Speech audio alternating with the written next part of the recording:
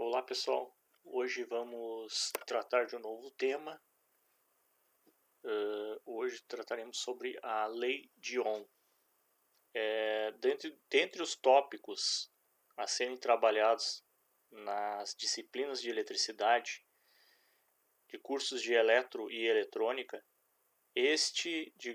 digamos assim, que é um dos tópicos principais e de maior relevância para um curso técnico nessa área. Muito do que fazemos em termos de cálculos, dimensionamentos, está correlacionado a esta lei. Então, digamos assim, a lei básica da eletricidade. Para fazer um histórico do que se trata esta lei de Ohm, né? Então, no século XIX, mais precisamente perto do início do século XIX, um físico matemático alemão, né, Georg Simon Ohm, ele desenvolveu uma série de experimentos envolvendo a condução da corrente elétrica pelos materiais. Então, nesses experimentos, ele concluiu que havia uma relação de proporcionalidade entre três grandezas elétricas: a tensão, também conhecida como diferença de potencial, a corrente e a resistência elétrica. Essa relação foi postulada como sendo a lei de Ohm que conhecemos hoje, né? Então, essa correlação ela é usada até hoje e ela recebeu o nome de Lei de Ohm. Uma coisa que o Ohm também chegou à conclusão que a resistência elétrica é característica exclusiva do material. Então, varia de material para material, de um para outro. Então, cada material tem uma resistência elétrica específica. Então, de um material para outro, essa resistência elétrica específica muda. E a definição de resistência elétrica é a oposição imposta pelos materiais à passagem da corrente elétrica. Então, é através da resistência elétrica que nós classificamos os materiais entre condutores e isolantes. Então, o que são os materiais condutores? São materiais com um grande número de elétrons livres nas suas últimas camadas atômicas. Então, isso facilita o deslocamento dos mesmos na forma de corrente elétrica. Então, apresentam baixa resistência elétrica.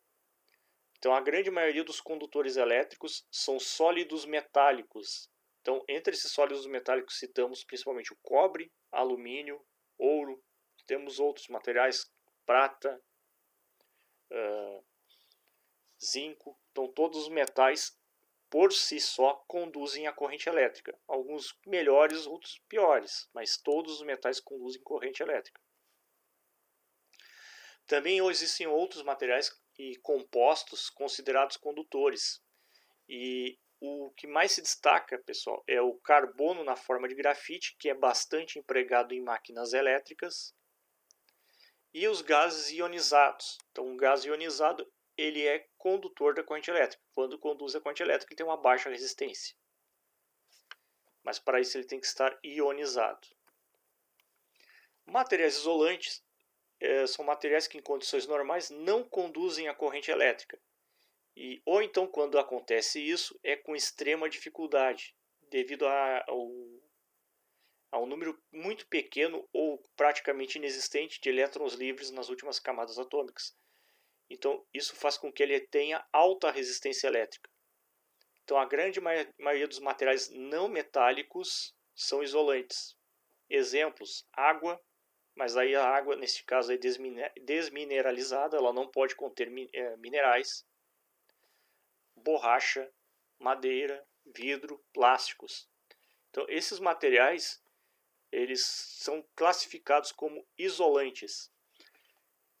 Então, normalmente são usados materiais isolantes para recobrir os condutores. Isso para podermos montar os circuitos elétricos. Exemplo, os condutores de cobre, os fios, eles têm uma cobertura, uma capa feita normalmente de PVC, que é um tipo de plástico.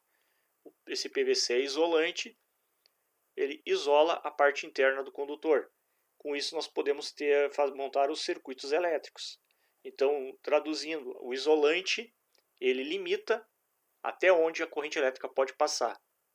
Então, faz uma delimitação. Outra coisa importante, pessoal, recapitulando daquela nossa aula sobre rigidez dielétrica, um isolante ele isola até romper a rigidez dielétrica dele. Temos que lembrar disso. Então há uma tensão limite, uma diferença de potencial limite antes que ele se torne condutor. Então o símbolo utilizado para representar a resistência elétrica é a letra R maiúsculo. E a unidade no sistema internacional é o ohm, em homenagem ao George Ohm.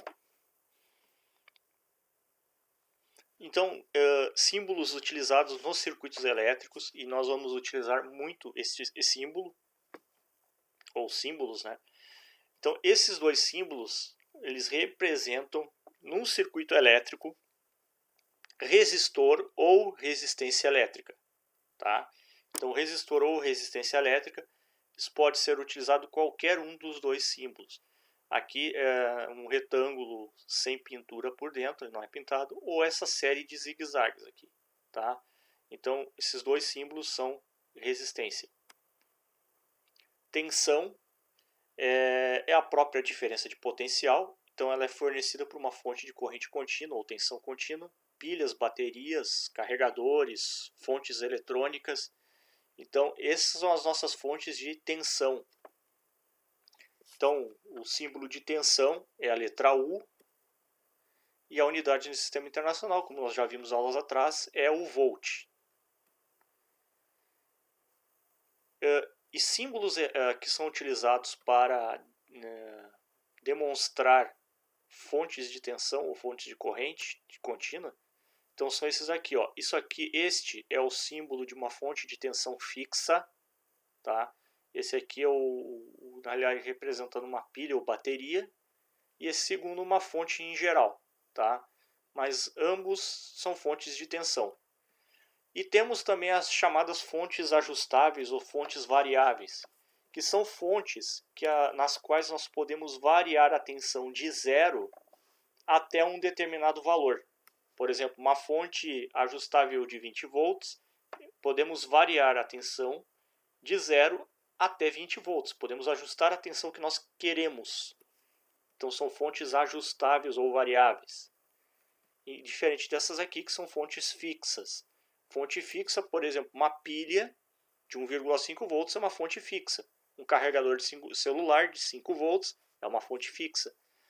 Essas outras fontes são normalmente utilizadas em variáveis, são usadas em laboratórios de eletrônica. O experimento que o Ohm fez, tá, foi através da aplicação de uma tensão variável numa resistência elétrica. Então, o que ele fez? Utilizou uma fonte de tensão variável, tá, para variar a tensão aplicada a uma resistência. Esse circuito que estamos demonstrando aqui, ele apresenta um voltímetro, que é o equipamento utilizado para medir tensão, e um amperímetro, que nós vimos na aula passada, que é o equipamento para medir corrente. Então aqui, pessoal, o voltímetro está ligado em paralelo com a fonte de tensão e o amperímetro em série com a carga. Tá? Então esse aqui está ligado ao amperímetro e o voltímetro. Lembrando, voltímetro sempre em paralelo, amperímetro sempre em série. Então aqui, nesse experimento que vamos demonstrar, tá? Através da variação desta fonte de tensão, ela vai ser variada de 0 até o valor máximo, de 0 a 100, de 10 em 10 volts. Então, quando a tensão for de 0 volt, obviamente a corrente é de 0, não temos tensão, não temos corrente. A partir do momento que temos 10 volts, mede-se no amperímetro 0,1 ampere. Quando a tensão é de 10 volts, de 20 volts, a corrente 0,2. Quando for 30, 0,3. E para os demais valores, houve um incremento proporcional ao aumento da tensão. Então, a corrente variou de 0,1 em 0,1, ao passo que a tensão variou de 10 em 10. Então, para cada 10 volts que aumentou de corrente, de tensão, aumentou 0,1 na corrente, sempre de forma proporcional. E esse foi uma das características que o Ohm ele verificou nos circuitos elétricos, determinados tipos de resistência, tipos de materiais. Então, se nós colocássemos em um gráfico essa variação de tensão e de corrente em função da tensão, então colocamos aqui a tensão no eixo X e a corrente no eixo Y. Então o item que nós estamos controlando ficou a variável que estamos controlando deixamos no eixo X e a variável medida, né, que estamos aferindo, no eixo Y. Então, utilizando esses valores, nós traçamos os pontos do gráfico e agora unimos os pontos e obtemos então uma reta. Então significa que o aumento da tensão faz com que o aumento da corrente seja linear. Então produz uma constante. Então o aumento é constante. Se há uma constante, temos algo que podemos tirar como uma variável, uma constante nesse circuito. Se a gente olhasse no circuito originalmente ali, o único item que nós não temos poder de variar é a resistência nesse caso. Então a conclusão que nós chegamos é que a corrente aumenta proporcionalmente com o aumento da tensão. Então se eu aumento 10 volts nesse circuito, aumenta 0,1 ampere.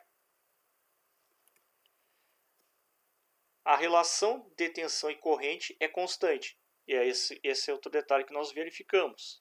Se nós pegarmos e fazermos a relação tensão-corrente para todos os pontos, o que é essa relação? Dividir o valor da tensão pela corrente vai dar sempre igual. Se dividir 10 por 0,1 vai dar 100. Se dividir 200 por 0,2 vai dar 100.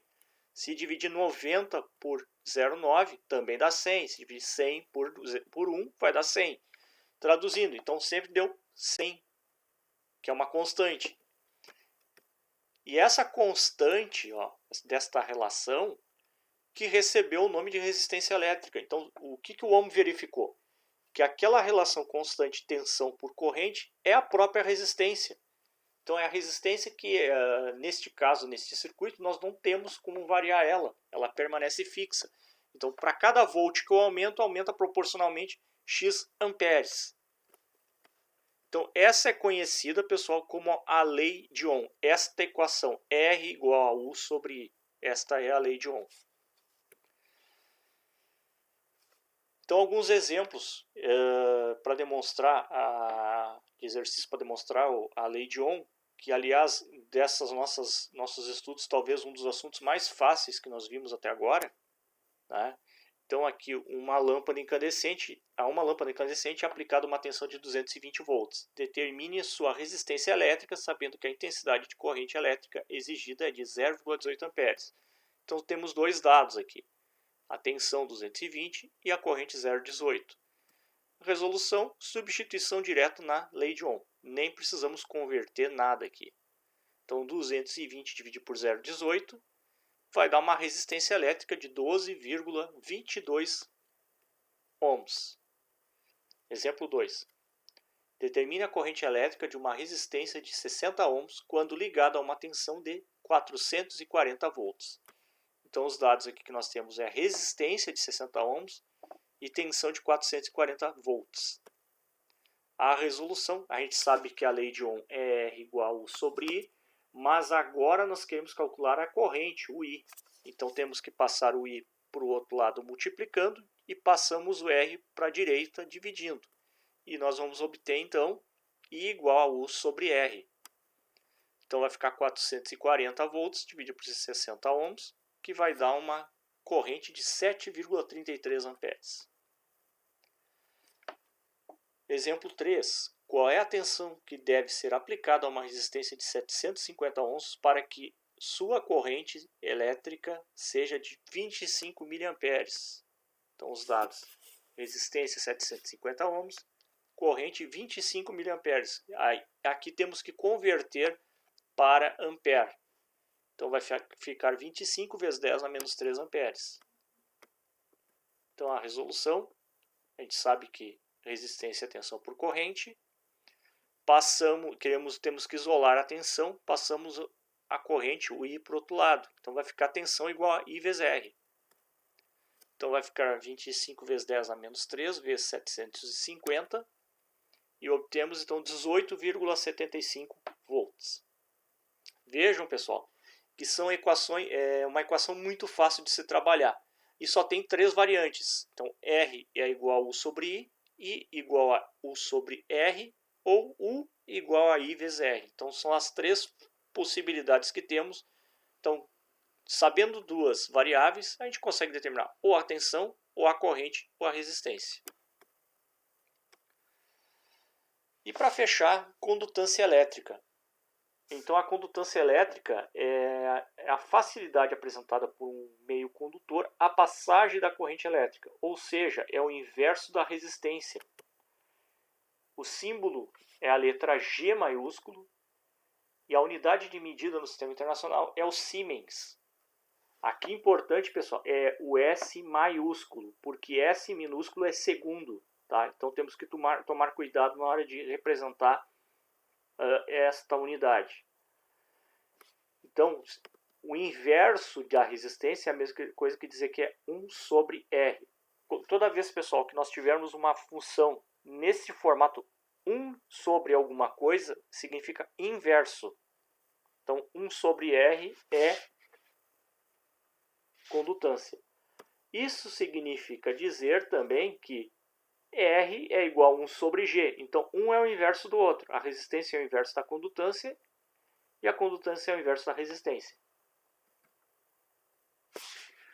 Então, aqui um outro exemplo.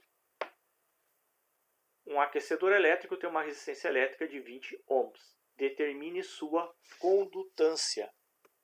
Então, o único dado que nós temos é a resistência. Então, a gente vai aplicar essa equação aqui, ó. G é igual a 1 sobre R, 1 dividido por 20. Vocês podem fazer na calculadora 1 dividido por 20 e vou aproveitar o momento para mostrar uma outra função que a calculadora tem, que é a função inverso. Tá? Então vamos chamar a calculadora aqui. Vamos ligar nossa calculadora, que a gente chama da seguinte maneira. Ao invés de fazer 1 dividido por 20, a gente pode usar essa tecla da calculadora aqui, ó, que é o x na menos 1. Na matemática, x elevado na menos 1 também é o inverso. É a mesma coisa que 1 dividido pelo valor. Tá? Então, por exemplo, vou botar 20 aqui, ó, e pressiono a tecla x na menos 1. Obtive 0,05. Se a gente fizesse 1 dividido por 20, vai ter que dar a mesma coisa. A diferença aqui foi que pressionei uma tecla a menos. Eu estou mostrando isso porque no futuro teremos algumas situações em que teremos que usar o 1 dividido por alguma coisa várias vezes, sucessivas vezes, e às vezes é mais fácil utilizar essa tecla x na menos 1. Ela poupa trabalho. Então ela é uma tecla, digamos assim, entre aspas, um atalho na calculadora. Então, se fizer 1 dividido por 20, ou, novamente aqui, ó, 20 x na menos 1, vamos chegar no mesmo valor. Tá? Então, vai dar 0,05 Siemens, ou 50 milisiemens. E um último exemplo. Um resistor apresenta condutância de 120 microsiemens. A ele é aplicada uma tensão de 24 volts. Determine a resistência elétrica e a corrente exigida da fonte. Então, os dados aqui, ó, temos a condutância 120 microsiemens, 120 vezes 10 a menos 6 e tensão 24 volts. Primeira coisa, pessoal, nós temos que aqui determinar a resistência elétrica. Então, 1 sobre G. Então, vai ficar 1 sobre 120 vezes 10 na menos 6, que vai dar 8.333,3 ohms. Agora nós temos tensão e resistência, com isso conseguimos calcular a corrente. I igual 1 sobre R, dos 24 dividido por 8.333,3. Isso vai dar uma corrente de 2,88 vezes 10 a menos 3 amperes ou 2,88 miliamperes. Tá? Então está aqui a nossa resposta. Então era isso, pessoal. Um assunto bem rápido de se trabalhar, né? E a princípio bem fácil. E então agora segue uma lista de exercícios para vocês terminarem, fazerem ela, né? E qualquer dúvida é só postar que nós tiramos ela para vocês, tá bom? Obrigado, pessoal.